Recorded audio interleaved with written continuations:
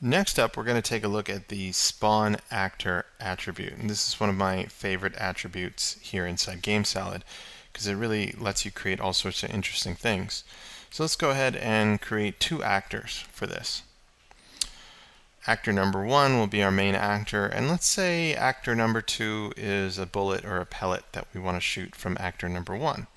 So I'll double click on actor number two, and I'm just going to change things a little bit. I'm going to change the color here, so I'll click on the color tab and we'll just make that maybe the color red. And if we look at the size of this actor, by default it's 100 by 100 pixels. So I want to make this a lot smaller, so I'm going to make this 10 by 10.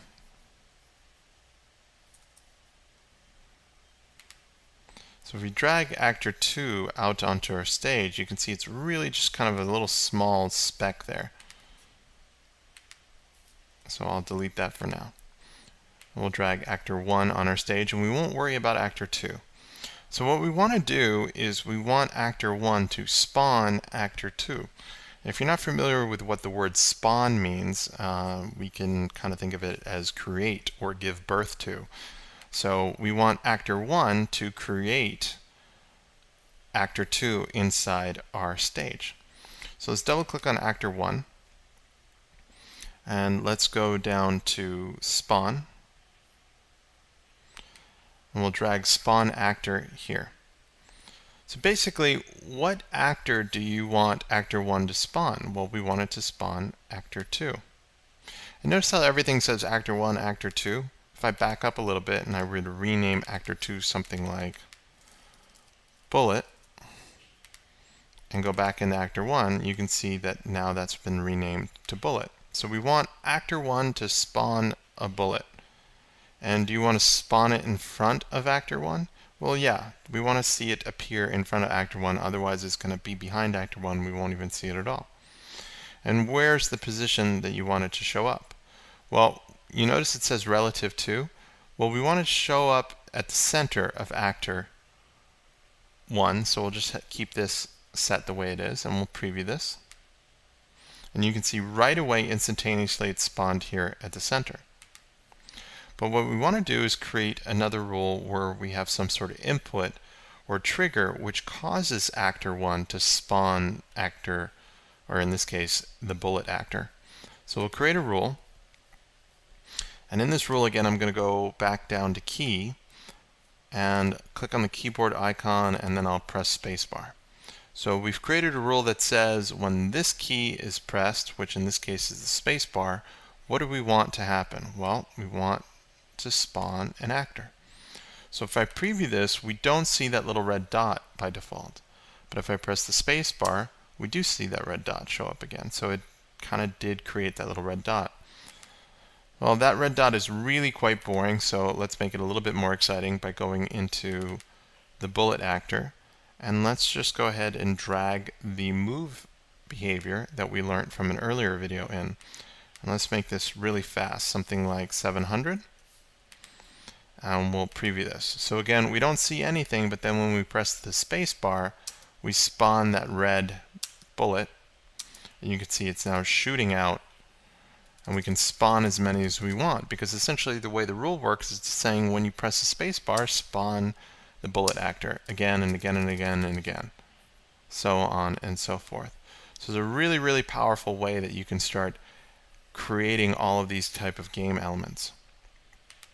Now, in an earlier video, and we're going to get into a little mini game development in later videos, but in an earlier video we already learned something called destroy. So let's just create an actor real quick. We'll call this bad guy. And let's change the bad guy's color again by double clicking on that actor. We'll click on the color, and I'm just going to make the bad guy purple.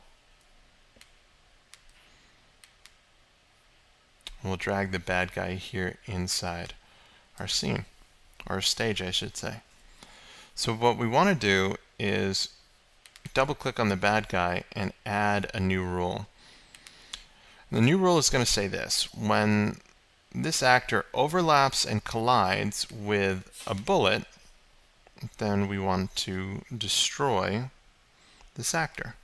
So again, when this actor, the purple bad guy, comes in contact, overlaps or collides with the bullet actor, we want to destroy it. Destroy the purple actor. So let's see what happens. If I press spacebar, I'm going to spawn a little red bullet. When that little red bullet hits our purple actor, he's toast.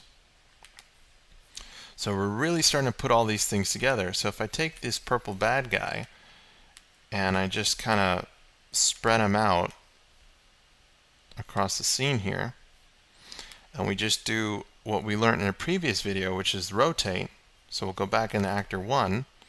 We'll add some rotate rules. So I'll create a new rule, and this one's going to be a key again, and we're going to do the rotate behavior. So we'll just click rotate, and the key that we want is the right key, and then we'll just duplicate this, switch the key to the left key, and switch counterclockwise. So if you don't know what I just did right here, watch the earlier videos where I talk about rotate.